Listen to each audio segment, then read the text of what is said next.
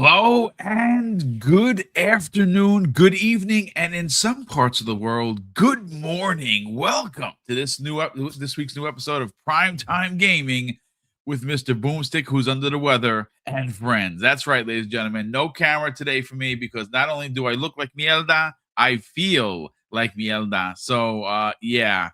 Unfortunately, Mrs. Boom and I are under the weather again, and we didn't even have kids, so I don't understand what happened. But needless to say, I'm dragging the wagon, as the kids like to say. So look, at the end of the day, folks, we have an absolutely insane block of shows happening today, tomorrow, Friday morning, and of course, we're going to be here at Double Barrel Gaming. Whether I feel good or not, I'm going to be here covering it because, of course, Kargi Chani, we are officially 18 hours away from tomorrow's Xbox Developer Direct. And quite frankly, I'm going to be honest with you because I'm a little under the weather, like I mentioned. So I haven't been on top of everything, but I started seeing there's stories on Gears of War. There's stories of there was a leak of potential of Modern Warfare 3 getting remade.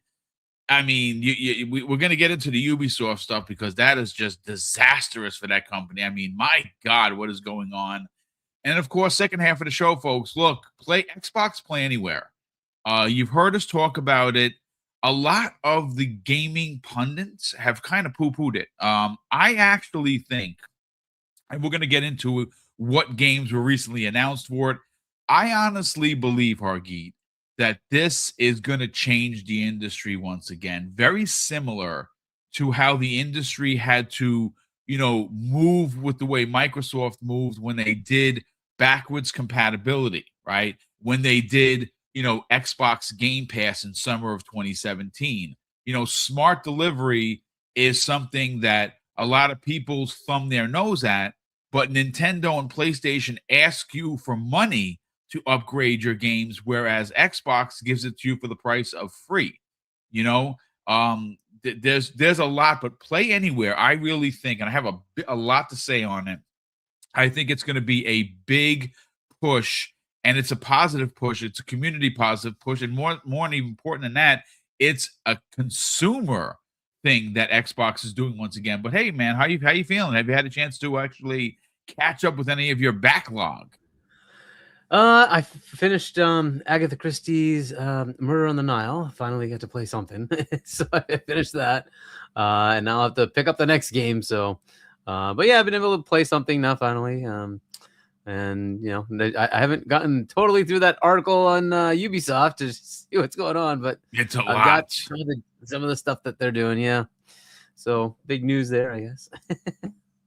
Well, listen. I'm gonna go on listen, folks. Get ready because a Splinter Cell rant is happening at some point or another. Because Jesus Christmas, I don't understand what the problem is. I mean, no Sam Fisher for multiple years, multiple generations. It's to me, this is just crazy talk. Like we're gonna get into it because I do have the Andy Robinson article from VGC, which I'm going to be using for the jumping off point of my my so-called rant. But yeah, what they're doing over there is crazy. Now we are awaiting Kay Asante, who should be here momentarily, and then we'll get his hot take. We'll get his introduction. But you know what, Hargeet, let's get the party started because I don't know how much I got left in the tank. But I'm gonna go. We're gonna go at least 90 minutes, ladies and gentlemen.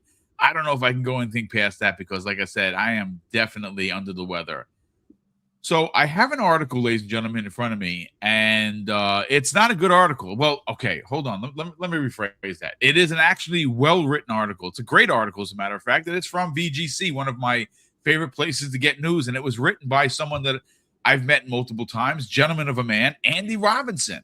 He wrote this article, but the article itself is detailing some real ugly things happening to Ubisoft, and I gotta tell you, man, this company either has a lot of like 9 lives or they are just hanging on by a thread. So let's read the article and get everybody up to date of what's happening over at Ubisoft. So according to the article written once again by Andy Robinson of VGC.com, he goes on to say Ubisoft details quote, major company reset.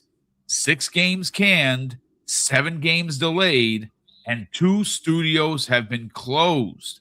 The Prince of Persia remake that we've been hearing about, that's among the canceled projects as the company reorganizes into what they're calling, quote, 5 creative houses specializing in genres. So I'm going to read a little bit from the article and we're going to get into this, folks. According to the article, Assassin's Creed publisher Ubisoft has detailed a, quote, major reset for the company that will see its creative operations split into 5 separate divisions. The organizational restructuring, according to the article, which has been in the works for about a year, is designed to help the French publisher, quote, reclaim its creative leadership and, quote, drive a sharp rebound. This was talked about today. This is when this article broke, following a turbulent few years of disappointing game launches and plummeting stock value, which recently resulted in a minority sale to Tencent. Now, here is some additional information. Ubisoft said it's delayed 7 games to ensure they meet quality expectations. It did not say which games had slipped, but confirmed that 7 titles, including one that was planned to release in April of 2026, which will now be released before April 2027. So it's getting a year delay. Now, here is some quotes directly from Ubisoft. And this is again from Andy Robinson of VGC. It says, quote, Ubisoft has conducted a thorough review of its content pipeline over December and January. This has led to a strategic decision to refocus its portfolio, reallocate resources, and comprehensively revise its roadmap over the next 3 years. This will support the objective to return to exceptional levels of quality on our open world adventure segment and step change the group's position in, quote, gas narrative experiences. Wow. Okay, so let's get into it, man. What's interesting is there's no mention, at least so far in the article, of specific games, right? We know that 7 have been delayed. We don't know if one of those games is Splinter Cell. At this point, I don't know if we're ever going to get one, folks. I would have just really appreciated someone buying the IP. I don't care who it would have been. Hell, it could have been Sony for all I care. Let's just get a new Splinter Cell. I mean, it is just to the point where, as a fan of that genre and Sam Fisher as a legendary IP character, not having a place, not only last generation, ladies and gentlemen, but this generation as well. It's bonkers to me that I think the last Splinter Cell came out, Hargeet, 12 or 13 years ago. Like it's crazy. So, I mean, look, I'm actually surprised that the company's still afloat, to be honest with you. With all of this craziness, they have had such terrible release schedule. They've done a lot of really wacky things. Tencent is holding a lot of the cards. Let's get your thoughts on this breaking news on what they are doing over at Ubisoft. Well, I'll add a bit more. So we have a little bit more information.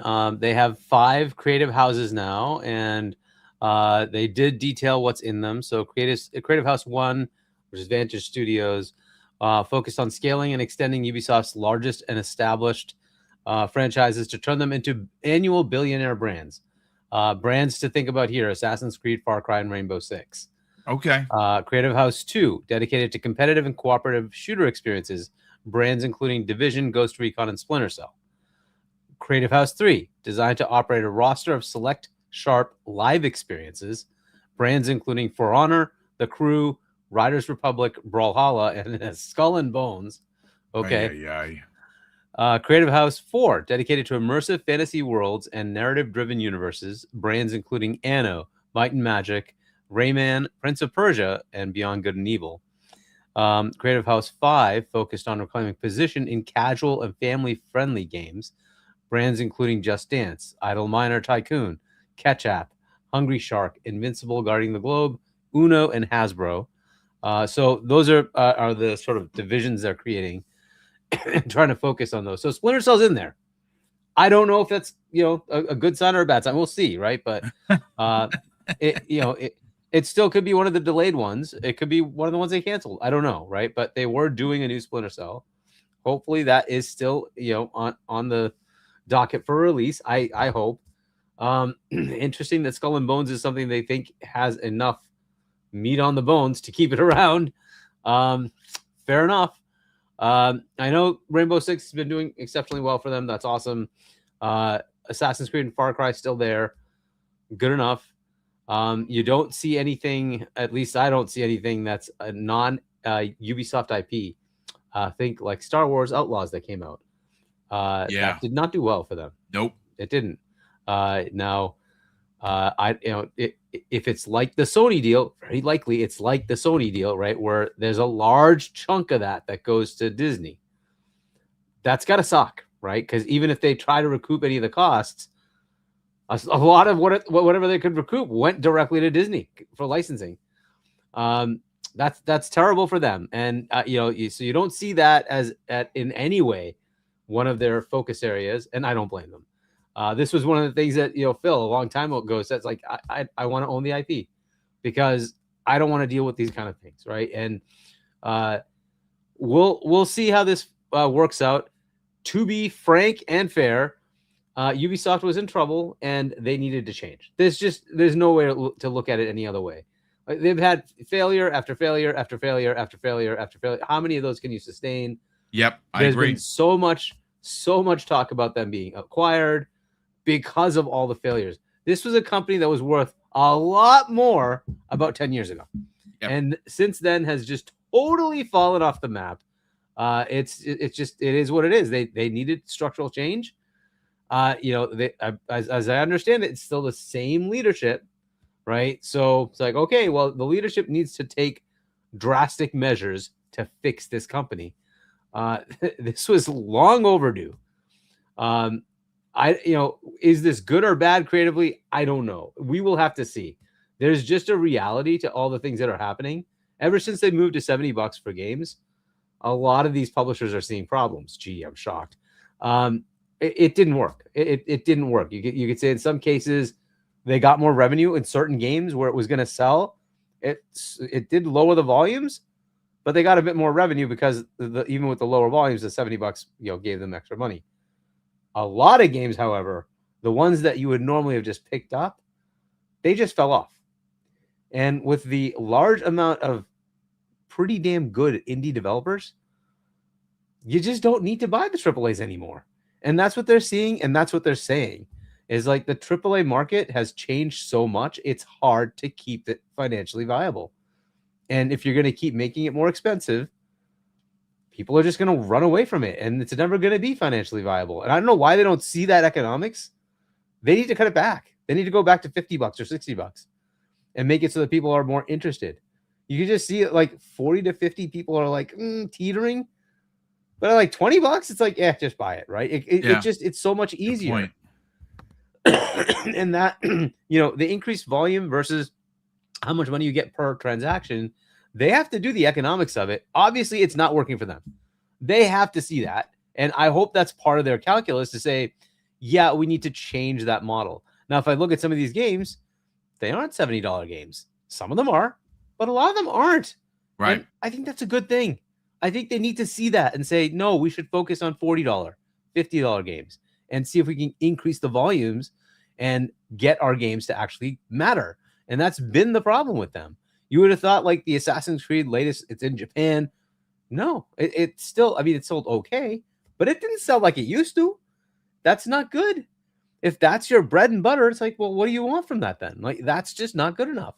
You can't just have Rainbow Six sustain you forever. That's going to fall off at some point. You need a new like Rainbow Six something, which I have no idea what they're doing there. And I'm not in the Rainbow Six community, so I have no idea, if people are happy with that or not. I couldn't tell you one way or the other. You need new things.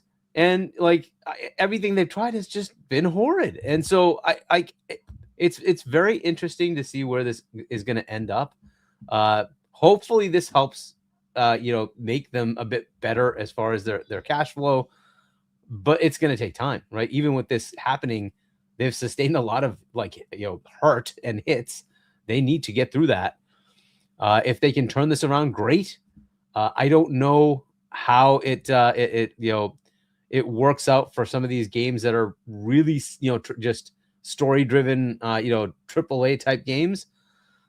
I'm not seeing a lot of them, although I'll be honest, from what they're saying, you can say the Prince of Persia maybe, but the ones they've put out have been smaller experiences. The ones they had that what was it, the side scrolling Metroidvania like game. What was it called? The Prince of Persia, right? Yeah, Prince of Persia, Two Crowns or something. Whatever it was, I can't remember the name of it, but it was like 2 years ago that came out. Great game, critically very well received. Didn't sell, and but if you make that game at a very reasonable rate, and that was, I think, still pretty cheap. It wasn't like $70. I don't know if it was 20 either. I actually, you know what's funny? There was one that they released that was $50. Yes. And I caught a lot of people off guard because people were like, "Oh, that probably should have been that." I think it was that's what you're talking about, if I'm not mistaken. And I actually bought that. Yeah, Lost Crown. That was a pretty good one. I think I want to say that was $50, and then they had another one come out, which was even more indie-ish, but it was a Prince of Persia, and that was last year, and again, I think that was like $20, and I think that's what they need to focus more on. We've had Beyond Good and Evil 2 on the docket, and it was announced, like 10 years ago. I'm saying it's got to be in development 10 years, decade at this point. A long time, right? And it looked good. We saw a little bit of gameplay here and there. Like, okay, so where is it? And development hell. Again, these kind of things need to stop happening to them. And they need to focus on just get the core mechanics down, get the core game down, and then what they get stuck on a lot of times is the graphics, and everything's got to look good. And I say to hell with all that. Make it indie looking. Who cares? Just get games out. And I'm not sure how much of their game has to be about the AAA polish and quality versus the game. I'm not as interested in the AAA polish and quality. I like the old style freaking Assassin's Creeds. And to me, Mirage was fantastic. Unfortunately, I don't know if that sold either. So this is kind of the quandary they're in. I don't know if it's just the formula is just done, and Assassin's Creed can't sustain it. That's a possibility, but that's where they are. I don't know how well Far Cry 6 was the last one, right? I don't know how well that sold, but as I understand it, it also wasn't like the bestseller. This is a tough place to be.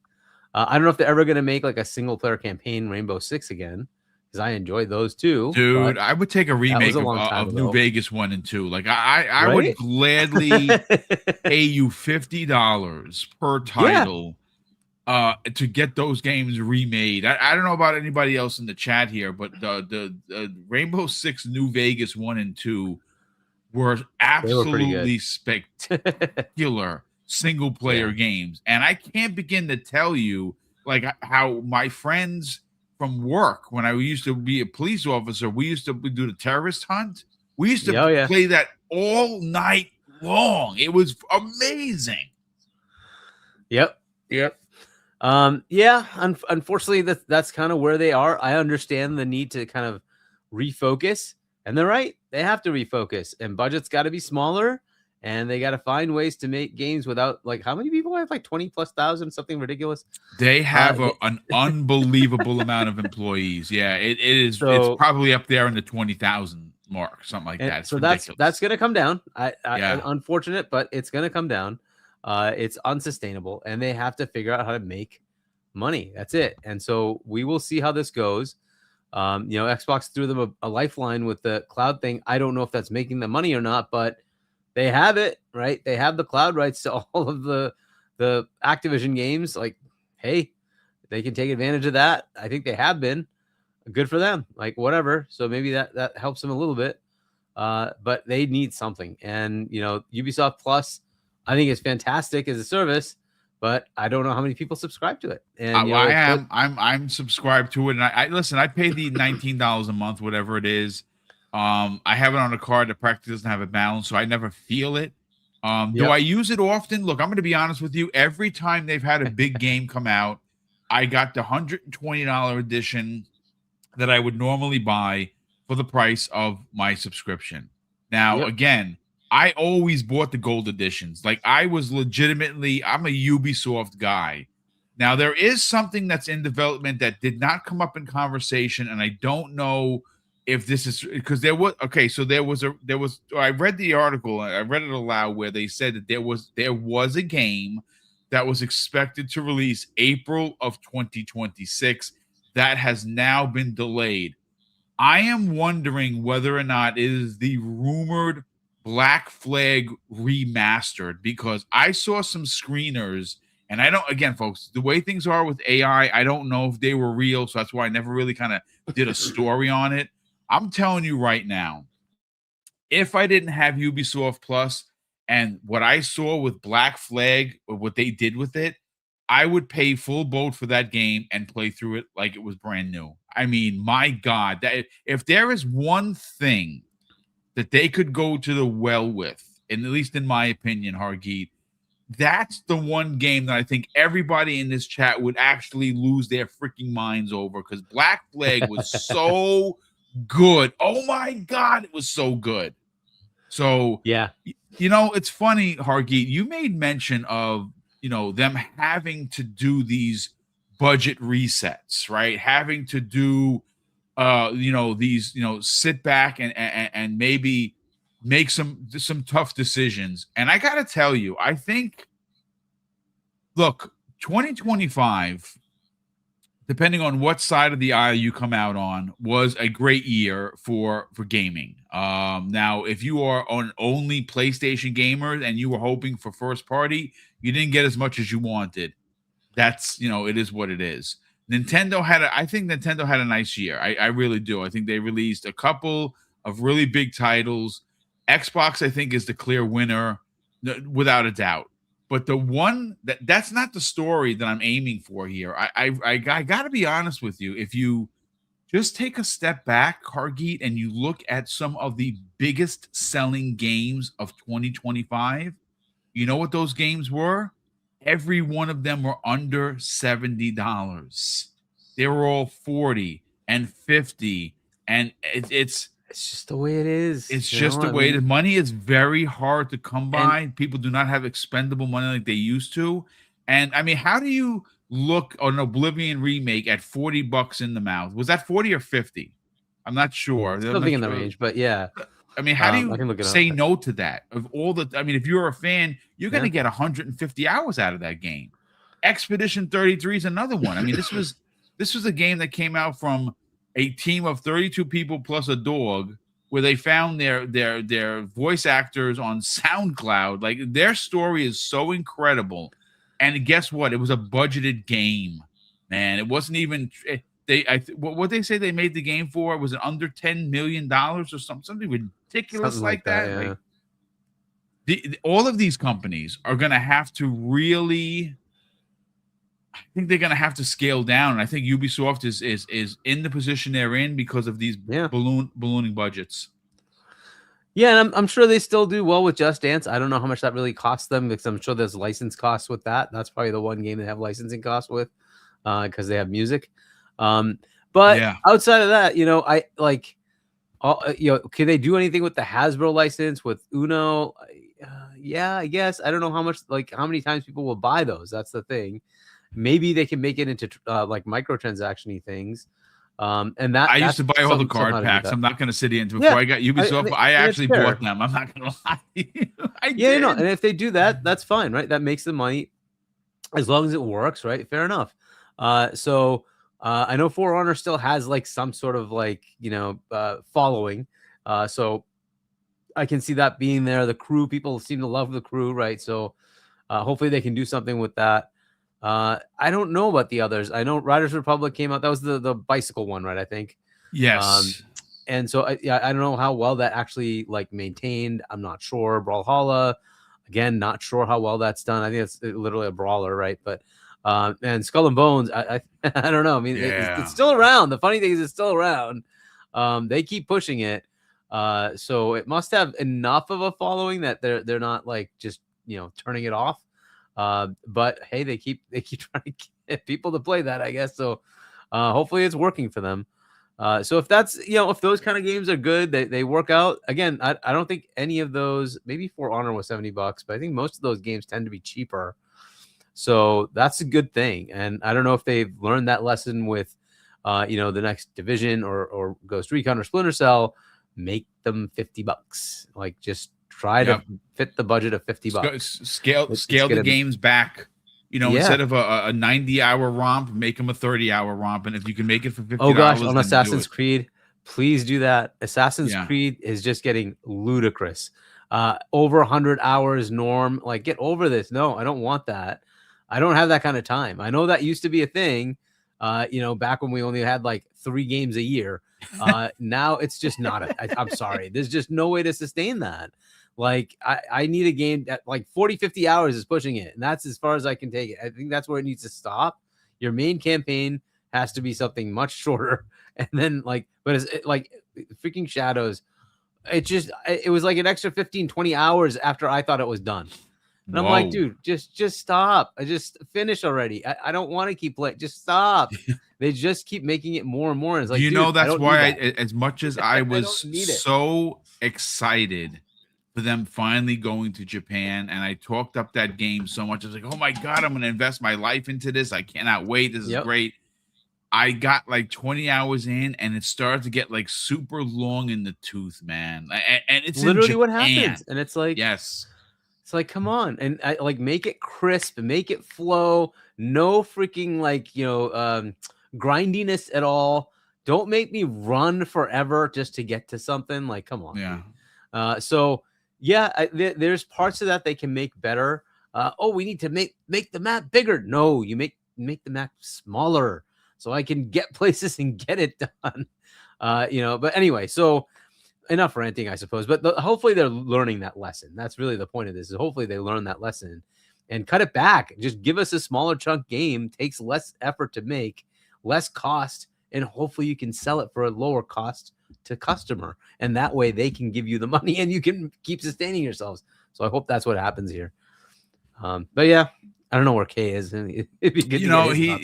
I didn't speak to him today. He might have had a tough day with the kids. He might have a tough day. Where sometimes, after he's got to put the kids to sleep, and he falls asleep. And we're all old men. This happens. It's fine. Listen, folks, we're gonna give you a rock solid show. And if we don't get Kay in here, and it's just me and Hargeet, I'll add an additional topic. And we'll do some speculation into tomorrow's big show. I'm gonna say this, folks. Ubisoft, I know that they're not run the greatest. I am hoping that some of the management change, and we don't know. Like, it's like really questionable.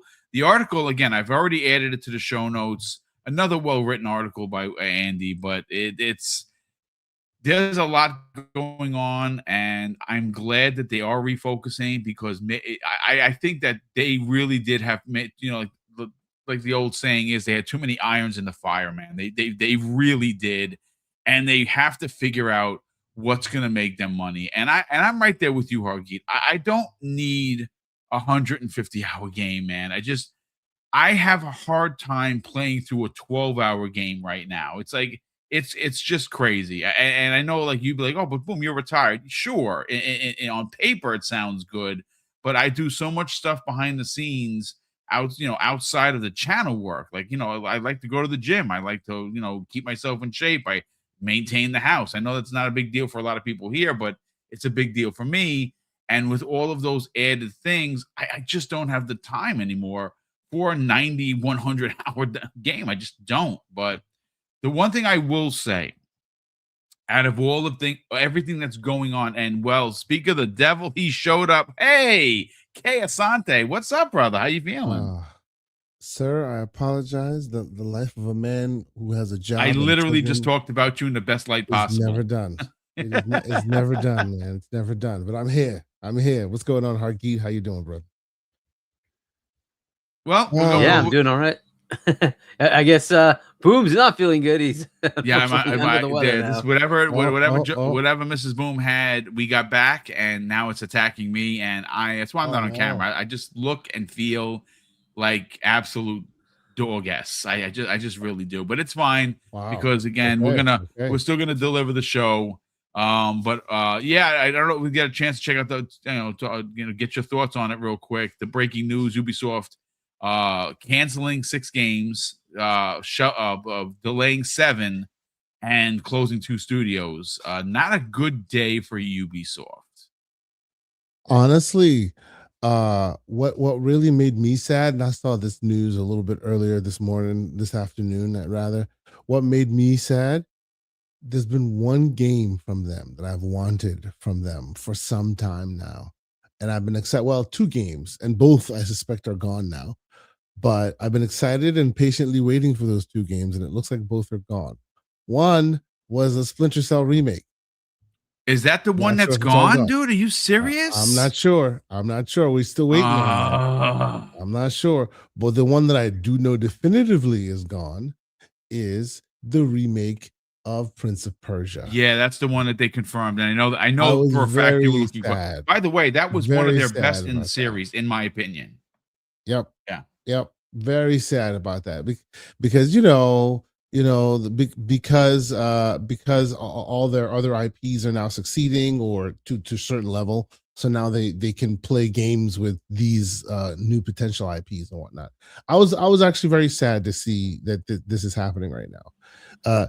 I suspect that all of it is in service of them trying to live another day and all that. So it's still part and parcel of them trying to succeed. I'm sorry. Yeah. So, Quesada, just to point out, I don't know if you read the article that I just put in the private chat, but Splinter Cell is listed as one of the ones that they're keeping. I don't know if that means that game is coming. But it is one of they have one division that is dedicated to the Division, Ghost Recon, and Splinter Cell. Okay. I mean, at least it's there by name, for crying out loud. Well, I'll take it at this point. Yeah. So I don't know. You can look at that article. It has the creative houses that they've created now. Yeah. And CH2 has Splinter Cell. So hopefully it has not been canceled. Yeah, I hope so too. That's crazy. Well, again, for me personally, out of everything outside of Splinter Cell, the one thing that I'm very excited about, and again, there's been some pretty drastic moves. You had the creative director of the Division. Literally, the last couple of weeks have been rah in the Division 3, and then last week he announces that he's left the studio and he's now at Battlefield, which I could not freaking believe. But we'll see what happens. We will definitely see what happens. But look, ladies and gentlemen, thank you so much for, of course, hanging out. We have almost 400 people here watching live. Mrs. Boom and I do greatly appreciate the incredible support, and we've been doing some real big numbers thanks to you fine folks watching the new shorts that we've been kind of doubling down on, and of course, all the video work that we're doing on the back end. So thank you so much for that. But gentlemen, I do want to move to the second topic. This one is the header. And look, we have seen Xbox step on rakes. We've seen Xbox start and stop and cancel things like Mixer and like Zune and things that the Windows Phone. We've seen them invest and just walk away from stuff. But for gaming in particular, in this generation, we've seen some really big things happen for them. Now, obviously, we have to go back a little bit into the Xbox One generation, where they doubled down and tripled down in some cases, bringing backwards compatibility to the forefront of what they were doing. Right, that was probably one of the biggest E3 announcements I've ever seen. I watch it to this day, folks, when Phil's out there and he's talking about it and he announces it, and the eruption of the crowd still gives me goosebumps. It honestly does, because telling your consumer that, of course, back then was disc before it really got into the digital age, that you could play your old games and didn't have to, pay to play these old games. It was a really big deal. But they've done some really big things in the last couple of years, and I talked about it, in the opening of today's show. You talk about something like smart delivery. Now, smart delivery, most people, or at least most of the gaming pundits, most of the anti-Xbox community, thumb their nose at it. Like it's not that big of a deal. I am telling you that it's probably one of my favorite things that came out of this new generation. But it doesn't start and stop there, ladies and gentlemen. Obviously, what continues to just be a big part of gaming and gaming conversation with the community is Xbox Game Pass. If you just look at what they have done this year already, it's insane. Like the amount of games that are in Xbox Game Pass and have been announced for Xbox Game Pass is just bonkers. And we're only at the 21st of the first month of the year. Like it's just been crazy. And mind you, this is before we get to 6, 7, even 8 of their first party games in there. It's just bonkers. But I think there is something happening right now that is a deal that more people need to talk about. So the reason why I wanted to bring this into conversation today is because of the last couple of week or so, there's been some really big announcements. Now, when 007, the new 007 game was announced, we knew a month and a half ago that it was going to be a Play Anywhere title. But last week, they did, or it might have even been the beginning of this week, an advert with, hey, you're going to be able to play this on your Xbox, your PC, your handheld, wherever. You buy it once, you play it. But in that same block of week, we got that you will be able to play. Capcom got on board. You're going to be able to play Resident Evil 2 Remake, Resident Evil 7, Resident Evil 8. Oh, and by the way, Resident Evil 9 is also Play Anywhere, and that's coming out next month, and that's going to be a really big deal. That's a big game that you buy once, play anywhere you want. But then, not to be outdone, one of the producers of Final Fantasy VII Remake comes out and says, hey, by the way, Final Fantasy VII Remake, Play Anywhere, go. So I saw a story, and that's what, again, all of this happened in one block.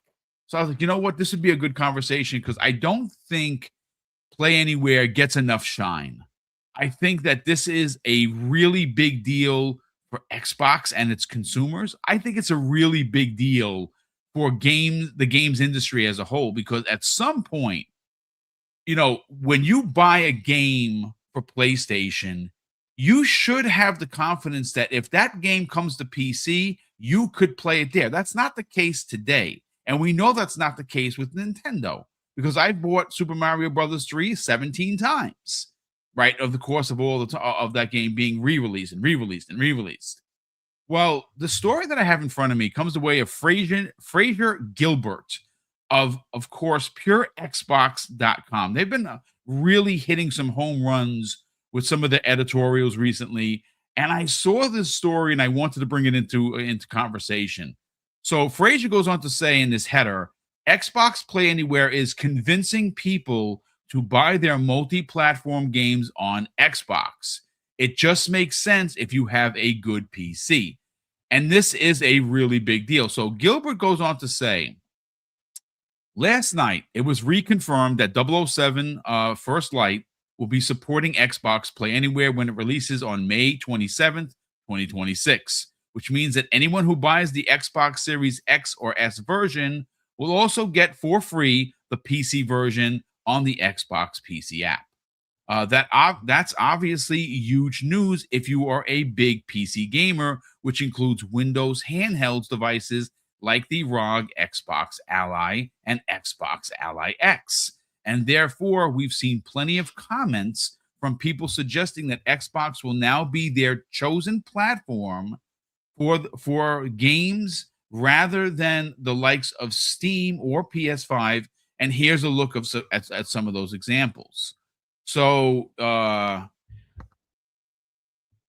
they have a gentleman, D. Sosa, responded to the First Light posting saying, okay, well, I'm buying Xbox and not buying on Xbox and not Steam then. And then we had someone else, Jordy Chinchin of Twitter, says, awesome feature. This is the big reason why I stay on this platform. Here's another one, ladies and gentlemen. Nicholas McGuire says, that makes my decision to buy it on Xbox, with a smiley face. So we have here's a couple of more examples I want to read.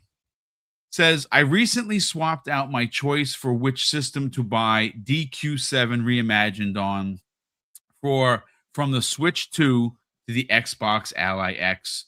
It was Play Anywhere compatible, allowing me to play on my Series X or my Xbox Ally X with no additional work is brilliant. I find myself checking every title I buy now to see if it's Play Anywhere compatible. If it is, whether I've planned to buy it on the PS5 or PS5 or Switch 2, I have now shifted it over to the Xbox ecosystem.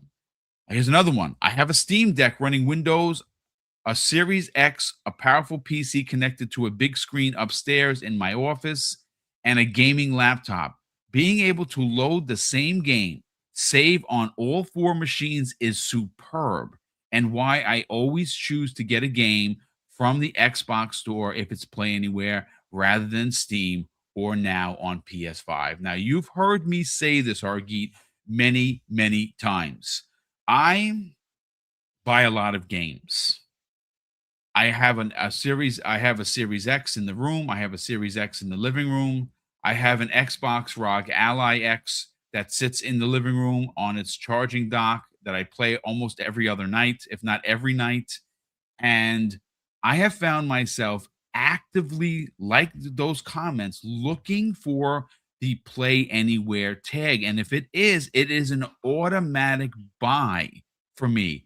I want to get your thoughts on how big of a deal this is for gaming, but more so for Xbox gamers. Yeah, I mean, for Xbox gamers, it's definitely an awesome thing, right? You can play on multiple platforms. That's good. As far as the rest of the gaming world, that's a more interesting one. Will it actually gain adoption from Steam players or from other platforms to say, wait, I can play the same copy everywhere? That's kind of an interesting value proposition. And then also the potential of it to come to Game Pass, right? And it's now available to you everywhere within your subscription. That's even more interesting. I don't know how compelling that is to consumers. It just depends on the consumer, right? Boom, you're a very console-centric player. You have a new console that just happens to be Windows with the ROG, right? But not everybody's going to have that if you're really just a console player. It's far more intriguing if you're like a PC player and also happen to have a console, right? Or if you just happen to want to play while you're traveling on your phone, right? Because Xbox kind of gives you an all-in-one ecosystem. And that just keeps expanding when they have programs like Play Anywhere. I tend to love hearing Play Anywhere. It just gives me the opportunity to play. I've done this several times now, play the game on my PC, and hey, I'm going to play it on my console while I'm in chat or something like that. I can just do it. It just works, right? It's seamless. You just play. You just go back. No issues, right? So it's kind of a nice feature. As they progress it and make it easier for the developer to use this, even better, right? If it's very simple for them to enable this feature, it gives them a PC store, it gives them a console store, and it gives them cloud access all in one. Pretty cool, right? As long as it materializes in revenue for that publisher, whether it's through a Game Pass deal or whether it's direct sales, this is just good, right? It's good for everybody involved, except for those other platforms. Will it hurt Steam? Well, I mean, Steam's in such a great place. I guess really it would be good for them to have some competition, wouldn't it? So I don't know if that's ever a bad thing until it becomes too big of a burden. But can PlayStation, for instance, give you an equivalent? They don't have a store on PC yet. If they did, they kind of could do the same thing, right? It's up to them to kind of compete in that. But this is one of those things that you kind of mentioned, Boom, is like Xbox leads the way, and then others tend to see, oh, that worked, let's follow, right? And so is it viable that people will see this as a benefit from a consumer perspective and say, hey, we kind of expect that now. I bought this game. Why can't I play it wherever I am? Why am I locked to one place? That kind of world is starting to become less and less appealing. You still kind of have that bifurcation when it comes to purchases of apps between iOS and Android.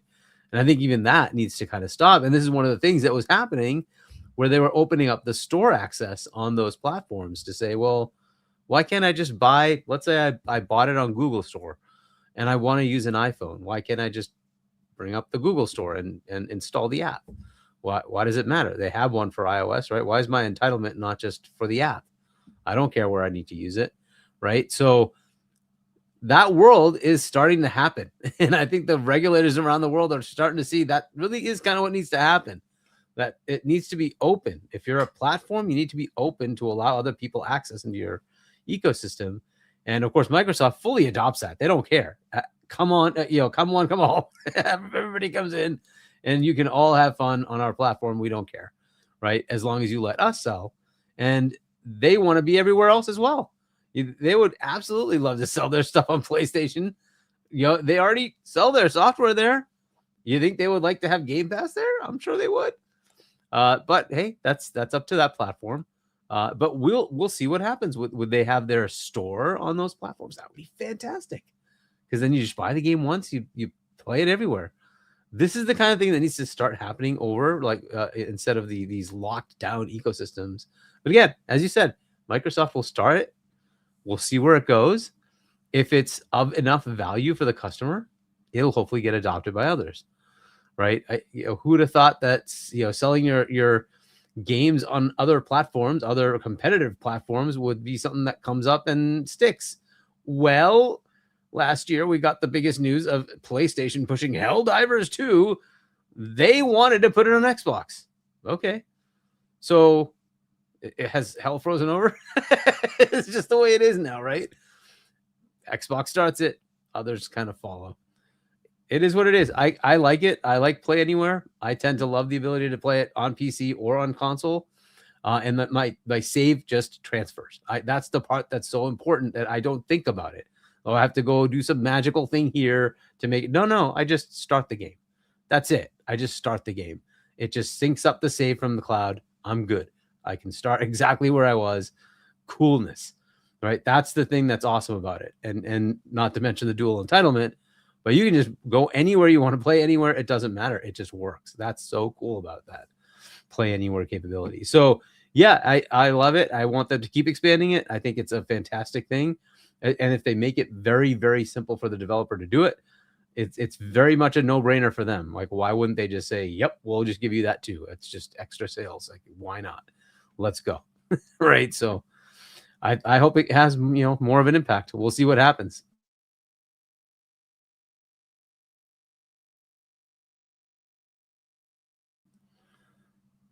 Hey, Boom. I don't know if Boom's still there, but yeah, maybe he's on mute. He is on mute. Yes, Ante, your turn. Sorry about that, gentlemen. Yes, no, there yeah, he is. sorry. There he is. Yeah, I was actually reading something. I didn't know I was off the screen, but It's Me, the Broke Boy actually makes mention of the Play Anywhere for Resident Evil 9. I thought it was confirmed that Resident Evil 9 was Play Anywhere. It has not been confirmed as of yet. So thank you so much for the very generous $2 super chat and the correction. I actually thought I read somewhere that it was, and I just checked right now, and it has not been announced as Play Anywhere. But of course, again, we'll see what happens. It's releasing next month. Resident Evil 2, 7, and 8 are now Play Anywhere.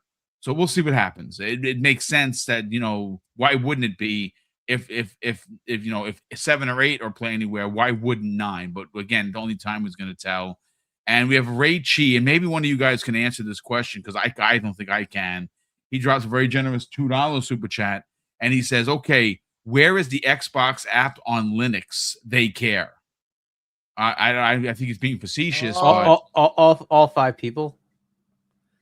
Yeah, I would say I actually asked about that. I asked about that, and that's exactly the reason, right?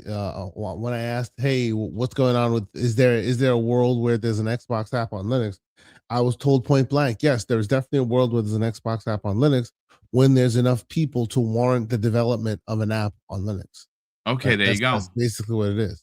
There's not enough people, at least by their I, metric, whatever that metric is, before they go to to Linux, warrant I that. think the platform they should be looking at is Mac because they're starting to get into gaming.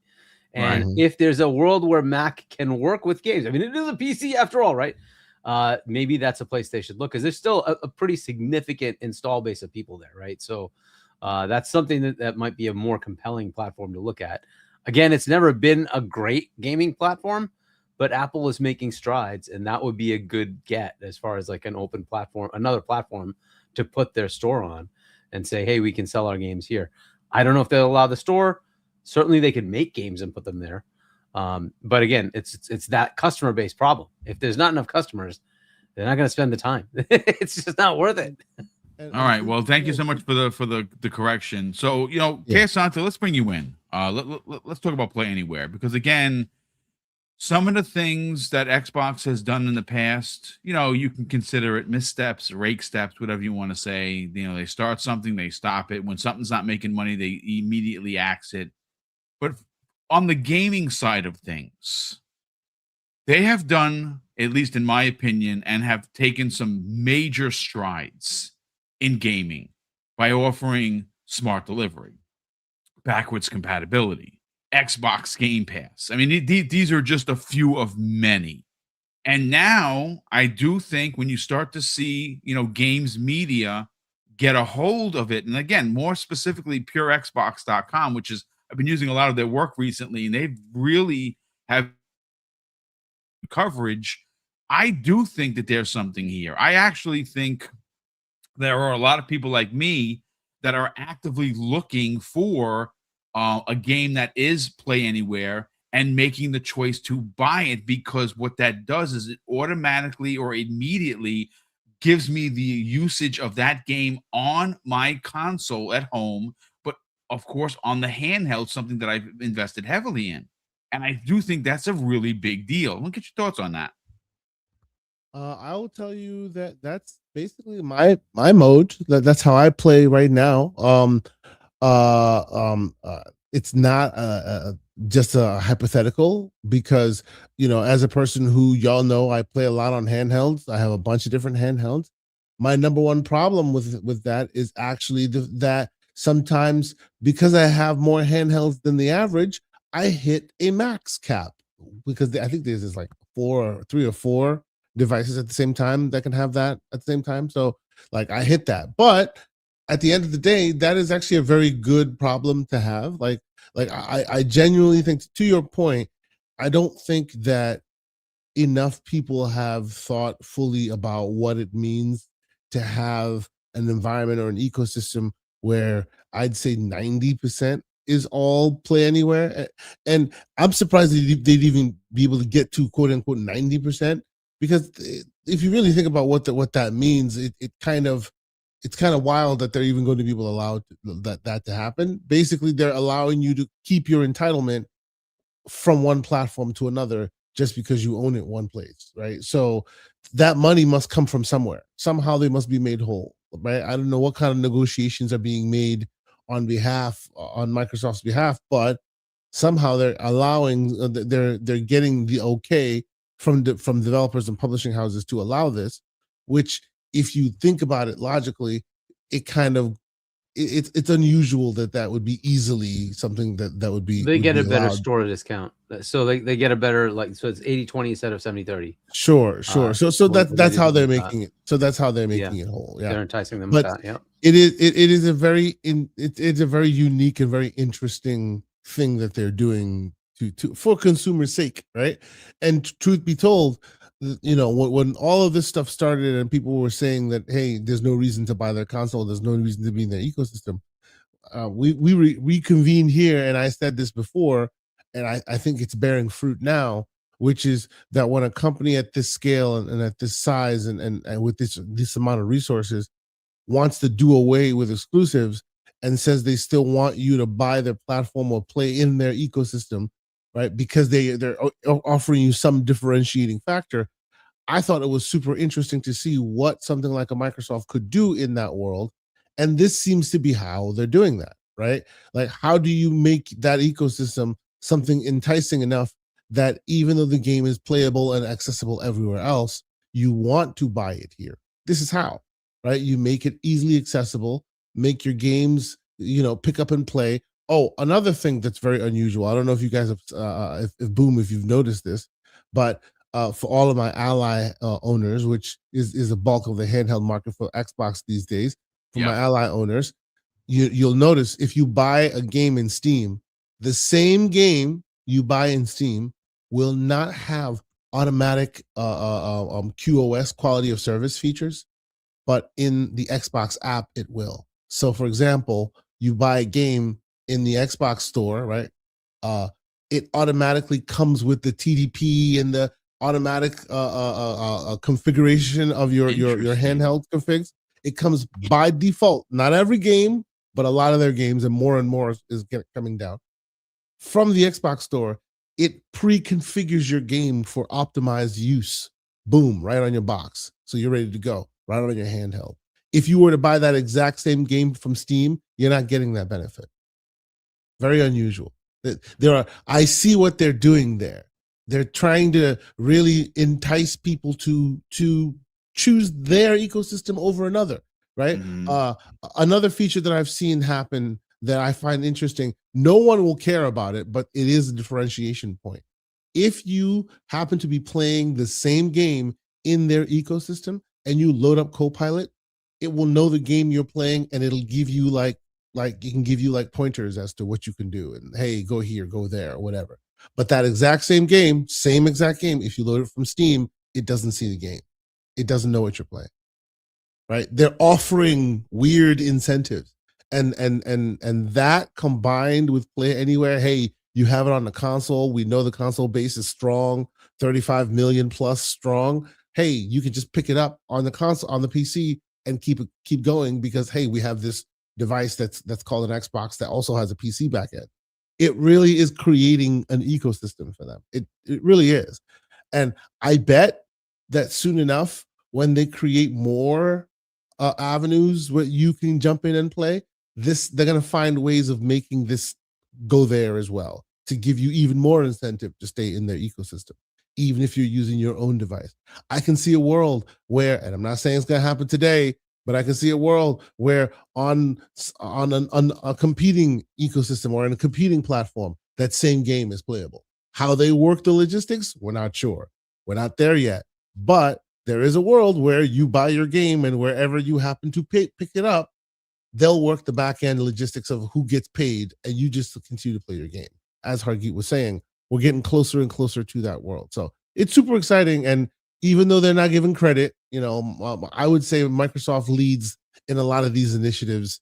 If you look at it from hindsight, they tend to be the ones that push these kind of things forward. So hopefully that happens one day soon.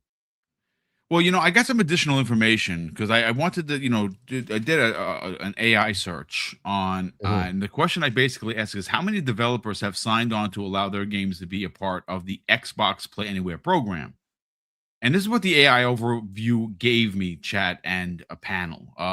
It says, as of March 2025, they have more than 1,000 developers, and they're utilizing the Xbox Play Anywhere or XPA program for their games. These are some of the milestone highlights that offer up significant growth in the program, which allows players to buy a digital game once and play it on Xbox consoles and Windows 10 and 11 PCs with shared progress, saves, and achievements. So these are the key details, folks. And this is where it gets interesting. Total titles. The library of supported titles have surpassed over 1,000, with over 100 new games added with this feature in 2025 alone. Goes on to say specifically for developer support, many developers, particularly within the ID Xbox program, has adopted this feature to increase discoverability and allow users to play across console, PC, and supported handhelds. Recent growth In November of 2025 alone, 40 games were added to the programming, including titles like Dave the Diver and Silent Hill 2 from Konami. And finally goes on to say, with their first party commitment, Microsoft has made it a standard for their own and many partnered studios as well that are included in XPA, with all games at certain showcases supporting this feature. So this is, again, that they're taking some big strides forward to make sure. I mean, listen, there is all of this encompasses their end game, at least in my opinion, and that is they're going to have a home console that is going to be a hybrid that is going to bring all of these stores together and allow you to play the games that you own on these new boxes, whether they be OEM devices or their own homemade devices or their homemade handheld, whichever they decide to do. Xbox, I think, is giving consumers more for their money. And again, I use this, and this is not console war rhetoric, ladies and gentlemen. If I wanted to play Spider-Man 2 on the PC, let's say, for instance, I had a nice rig, and I don't, and I would just play on my PlayStation 5, but someone like Hargeet wanted to play the game on PC, he would have to buy the game. You would not get dual entitlement. Like, meaning if you bought it on PlayStation 5 and even if you bought the regular edition or the deluxe edition with all the bells and whistles, you would still have to buy the game on PC. This is something that Xbox is looking to get out of be done with that. I think that is absolutely brilliant, ladies and gentlemen. I think that the more they do stuff like this, the more value comes to you playing on Xbox. That's just my take on it. But look, I don't have a lot left in the tank, ladies and gentlemen. To be honest, I'm starting to lose my voice. So before we get on out of here, what I would like to do is we are officially 17 hours, Kay and Hargeet, from the Xbox Developer Direct. We know for a fact there's going to be 4 games. There are 3 that have been confirmed. The fourth one, continues to, when you talk, if you circle, the wagon, so to speak, with, games media, the rumor is that it's going to be Double Fine's Kiln. That is the rumor. But they did something really suspicious with the advert when changing the G to a 6. At least it looks like a 6 to me. I've had some pushback from people in the community saying, no, that's what they always do. I don't remember any of that. So I'm going to go with my theory of there's going to be 6 games. Could I be wrong? 1,000%. But just before we get on out of here, I want to get Hargeet's thoughts, theories, expectations for one of the biggest shows of 2026 so far, and that's happening tomorrow at 1 p.m. Eastern Standard Time. And of course, here at Double Barrel Gaming, we will be covering that, ladies and gentlemen. We're doing a pre-show. We start at 12:30. We'll watch it, react live with you on the air, and then, of course, hang around on the back end to give you our thoughts. I'm building the panel as we speak. Hargeet, what are your thoughts, expectations for tomorrow's big show, or at least one of the first big shows of the year? Yeah, I mean, look, we already know there's 3 of them. I am very much looking forward to get more information on Fable. We'll see about Beast of Reincarnation. It was kind of an interesting teaser, right? So we'll see where that goes. We already know Forza Horizon, right? So that'll, I'm sure, razzle dazzle as much as a racing game can. But it is Forza Horizon, so we'll see what that looks like. It'll hopefully be great. But I'm really looking forward to Fable. We'll see what that 4th is. Like, if there is a 4th, as supposedly rumors, it's a small game. Okay, cool. And maybe it is, another Double Fine, like game that just comes out of nowhere, and here we go, right? Double Fine's main game, I would think, would probably be a bigger one, I would guess. Psychonauts 3, it's got to be, man. They got to be. I don't know if it is. I think it's because there was some time where Jack Black was working on it, right? So I don't know if it would be Psychonauts. I mean, it could still be Psychonauts with that, but maybe it's more. What was the game he worked on? Brutal Legend? Was it Brutal Legend? Brutal Legend, yeah, which was dope. There was a rumor about a remake or a remaster of that, or maybe a 2, right? Maybe something. Sequel. I don't know. Yeah, that'd be dope. So, whatever, they could be doing that. I don't know, but like, or it could be something totally new, right? Whatever. Maybe they have something totally new. That's awesome. But look, you could say there are other smaller games like Pentiment that came out, and never underestimate Obsidian's relentless barrage of games. They could be giving us another one after a year where they released 3 games. We still have Grounded 2 to have its official final release, which I don't know how long that's going to take. It's a much bigger game, right? So, we'll see how much longer they go with that. But yeah, it could be like we have one of those smaller titles coming out, which again, there have been plenty that have been really, really good. So, I'm looking forward to it. So we'll see what they would come up with there.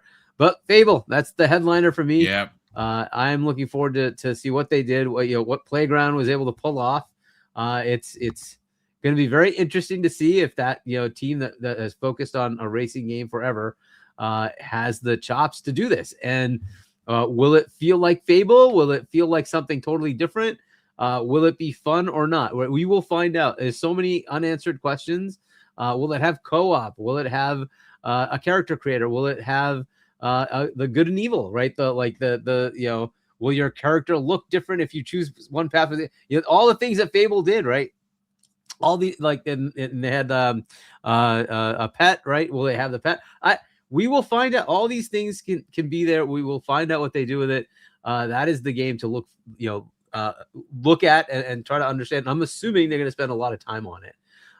But we'll see where it goes. There's only 3 games. I don't even know how long this thing is. So they have not, specifically by now we would have known. Yeah, it's going to be us, 50 minutes. They have not made mention specifically of the time on this thing, which is very strange. Yeah. So again, we'll see what they do. And with that, could it be more than 4 games? I mean, it could. That like lettering where it looks like the G looks like a 6. I don't know, man. Like, yeah, it could be that it's nothing, but it also could be that it totally is something. So I'm not sure if I don't, if it's just going to be 3 I'm games. I'm not a betting kind of guy, but man, that G does look like a 6. It does, and it's everywhere. Everywhere you look, and you're like, okay, maybe it is your font. Okay, that's possible, but seriously, I don't know. It might be more. And where I would see that happening is some sort of compilation or something like that, right? You had like Tony Hawk 3-4, right? Okay, maybe that kind of thing. Adds a couple of games or something like that. I don't know what it would be, but hey, they've done crazy things. Last year we had 2 games that came out of nowhere with Ninja Gaiden Black 2 and then Ninja Gaiden 4. And so you never know if that's what it is, right? It's like, hey, we got this other new thing. Here's a brand new look at something with an existing IP. But by the way, we remastered the old one. There you go. Right here it is for you to just play today. Right, that can always happen. So I there's possibilities of that. They do tend to have a lot going on nowadays. So it's the biggest publisher. Would I be surprised? No, I would not be surprised if it. Okay, no, I was watching the 25. No, the G does not look like a freaking 6 in the 2025 developer. Yes, it 100% looks like a G. Yep. They did that on purpose. They absolutely did. I know I'm making it a hype thing, but I'm expecting 6 games. I'm sorry. I'm expecting 6 games. Good you for can you. say it's 2026 and all that. I'm expecting 6 games. You don't do that kind of baloney.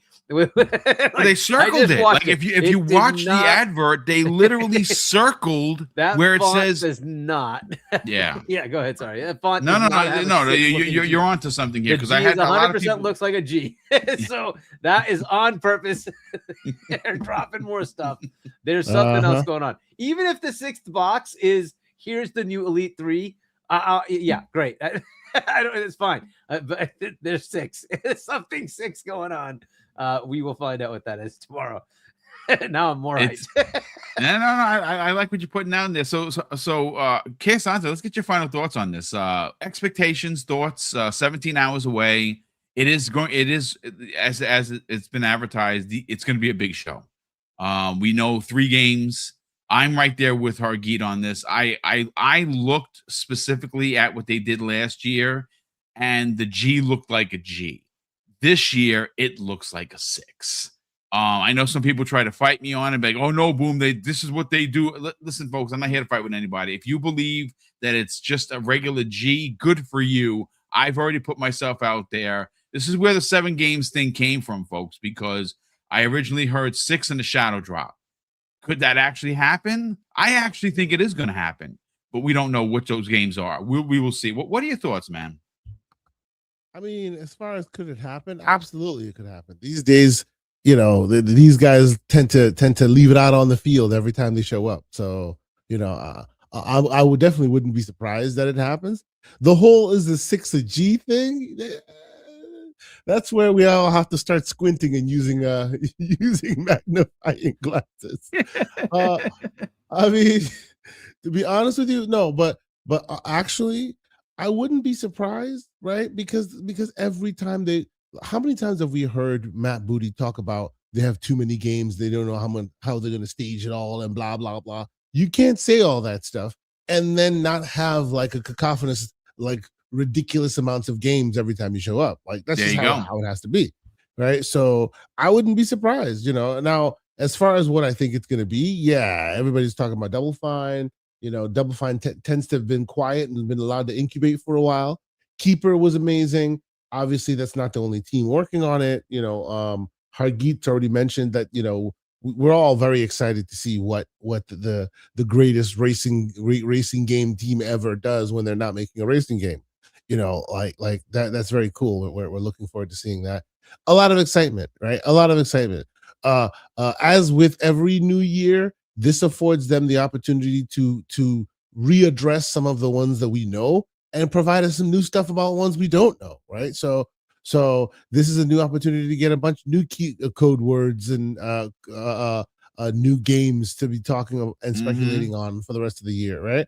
This is not just a show about, oh, give us a touch base on all the stuff we already know. There's a lot of chance and a lot of potential for getting stuff you've never seen before on these shows. So yeah, I'm super excited. You know, this will start the hype cycle for 2026, as it were. Honestly, I mean, can anyone talk about how they think 2026 will go? I have no idea. Like, I have no idea, and this is the beginning of it. So I'm quite excited. Yeah, I mean, listen, the unknown. Look, the reason why I'm going to side on 6 games and potentially a shadow drop is this is not an average Xbox year, ladies and gentlemen. It is a year where they're celebrating the 25th anniversary of the platform, the 25th anniversary of Chief, the 20th anniversary of Gears. I think Blizzard is celebrating their 40th anniversary. I'm not sure it's 35 or 40. Bethesda is celebrating. I don't know if I got the numbers twisted. Their 40th or their 35th. I mean, there's a lot riding on this year. And look, they're always going to lose because the games media refuses to acknowledge how amazing Xbox is. And I said it, folks. That's right. I said it. And I'm not ever going to back off. I don't care who tells me otherwise. Do I think there's a cabal? No. Do I think there's Xbox tax? Absolutely. Do I think there's a subset of younger journalists who are PlayStation fans and will just be PlayStation fans? Absolutely. I mean, I saw an article from someone that says the biggest flaw with Forza Horizon 6 is that it's not releasing on PlayStation 5 day one. That's its biggest flaw. They actually wrote that article, ladies and gentlemen. That's a real article. Like, are you fucking kidding me? Like, seriously? So, yeah, that kind of rhetoric exists. I don't think Xbox could do anything to win the hearts and minds of the like they did in the 360 days. But what I can say with full confidence is that they are celebrating their 25th anniversary. And if you want to open up the year and have everybody, and I mean everybody, talking about your platform because you have games, and more games, this is the way that you do it. But Let me just guess his last super chat and get everyone out of here because, like I said, folks, I'm dying on the vine here. It's me, the broke boy insider, drops an additional, very generous $10 super chat. He says the upcoming Play Anywhere confirmed titles from third-party releases are Final Fantasy VII Remake Intergrade, and this is a weird one. I'm in love with your dead grandmother. I did not know that was a game, but okay.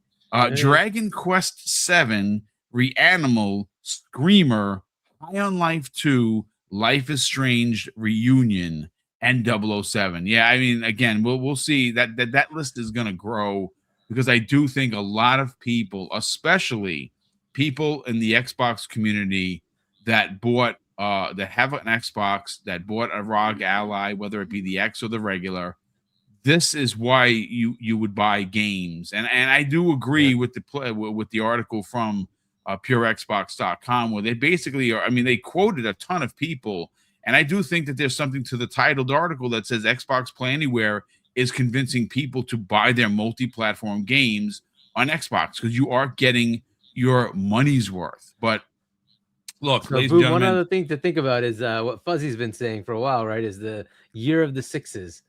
yes, It could just be that it's like Elder Scrolls 6 or it's, Gear 6 or any of the sixes. Just think about any of the sixes outside of GTA 6, which we know is not going to be on their stage. So, because that's already been confirmed. No.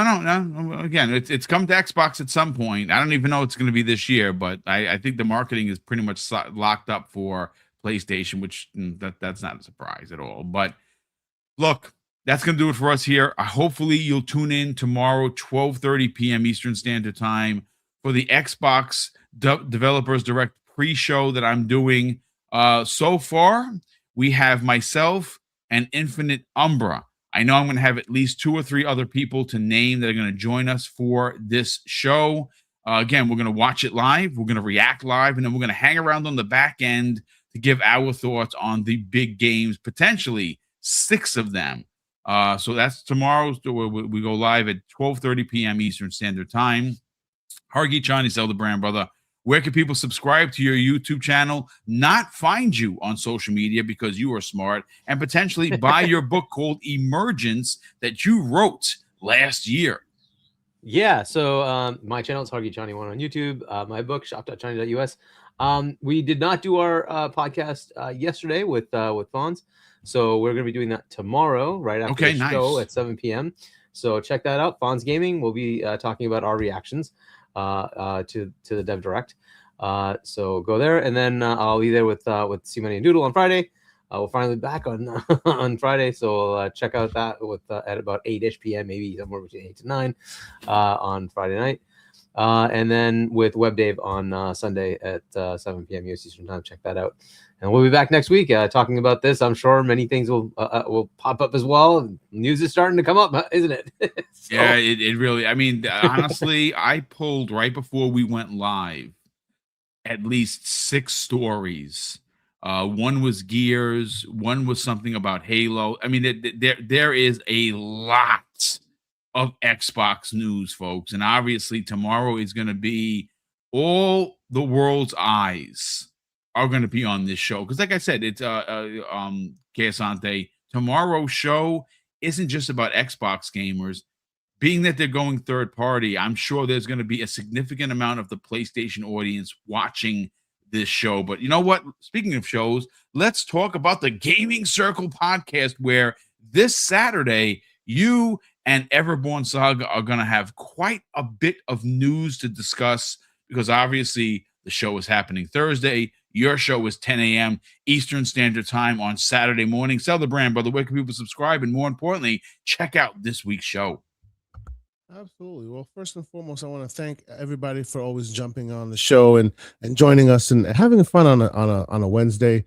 Yeah, as you said, you can catch us on the Gaming Circle podcast this Saturday, where we will recap as well most of what goes on here at 10 a.m. Eastern Standard Time. Looking forward to catching people on there. Boom, I will recommend that people jump in our Discord. We have a Discord, discord.gg/TGCP.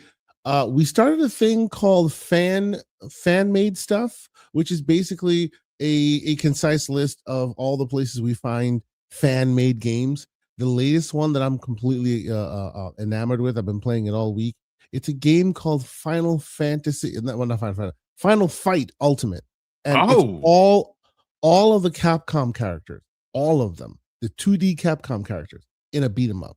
I'm talking Street Fighter You gotta tell me characters, where I can find this SNK game. characters, SNK, Street Fighter. Like you see Predator walking around, you'll see Punisher walking around, all in the same beat 'em up. This is insane. It's made by a group fan made game, so you can play it for free yourself. You got a handheld, you can play it. It's totally awesome. Oh my God. Come check us out. Yes. And these are one of the things we've been doing in the Discord, having a great time. But I'll point you to that there. I would appreciate that, sir. Yes, sir. Yes, sir. But yeah, come check us out. But thank you guys so much for joining us, and we'll see y'all next week.